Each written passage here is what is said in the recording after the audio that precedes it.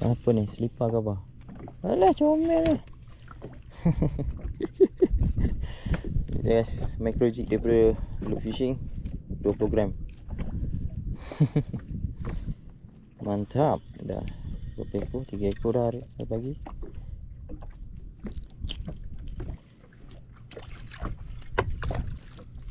Bismillah.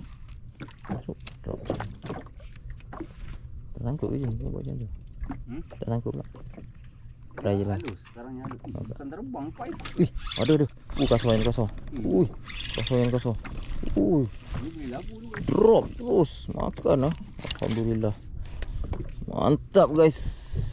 Alright guys, ini setup saya hari ni. Cangkek Nusantara 26, Seradik 1000 HD, mainline daripada Siok 60, leader YG K12, jig daripada Loop Fishing 20 gram micro jig dengan assist hook daripada ED Jebat custom made. Ini hasilnya. Kerapu panau. Mantap. Ayam macam gini, sayap-sayap macam gini memang best. Dia punya pergi tu mainline kita kecil. Macam best Alhamdulillah. Kerapu panau on micro jig guys di pagi hari. Alhamdulillah.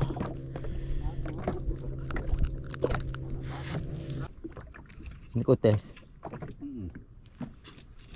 Kena cari line lain ni. Line ni kita dah pergi dah.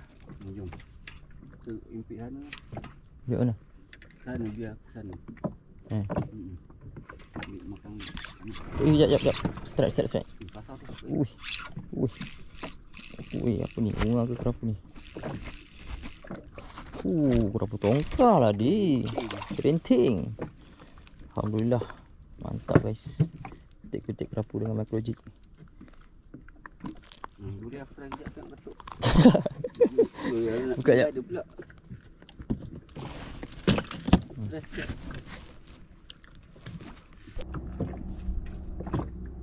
Ada garang dia rasa.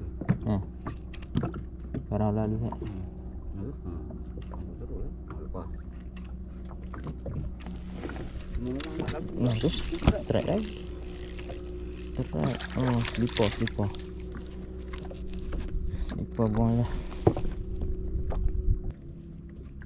Ayah kau ni kanan dia pukul Makan. Rabut. Rabut ada. Rasa balik tak? Ada. Turun balik dia makan balik. Selipar lagi. Kutip selipar. Patut ada ngejong selipar.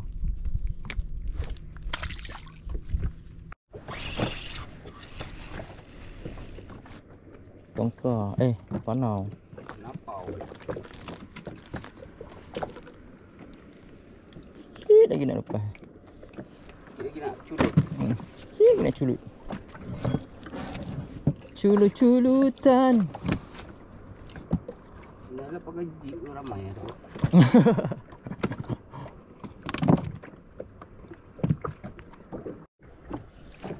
Jauh-jauh lagi. Selipar yang ambil. Dah ada barang tak?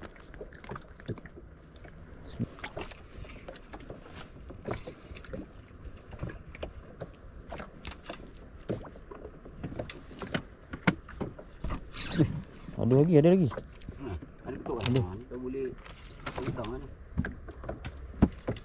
Ambil lah. Ambil lagi. Kita baru start makan kot. Okey lah kot. Tu. Nampak tu. Tak lah. Sama je. Kenapa selipar? Dia selipar. Lepas tu Tongkar 2 kilo. Tongkar 2 kilo lah. Tak nak kalah. Nak 2 kilo je.